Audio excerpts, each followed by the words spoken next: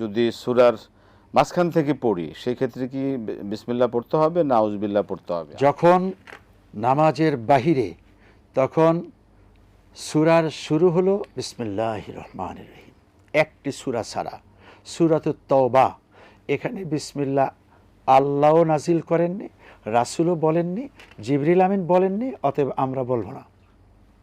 114 সূরার মধ্য থেকে 113 সূরা বিসমিল্লাহ দিয়ে শুরু হয়েছে, আমরা সেভাবে পড়ব।